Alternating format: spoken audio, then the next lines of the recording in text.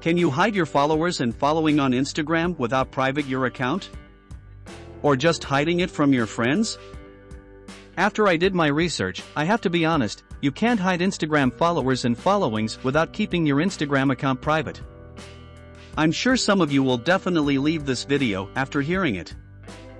Especially for those of you who are still watching this video, I will give you 2 tips to hide your followers and following in the legit ways. Okay, let's talk about it. The first tip, if you want to hide your followers and following from certain people, then you can block them Instagram account. By blocking them, they will not be able to find your account and will not be able to view information from your Instagram account, including your following and followers. If you want to block them, go to their Instagram account, then click the 3 dots above and select block. The second tip, if you don't want to block them, then you can simply delete them from your follower list.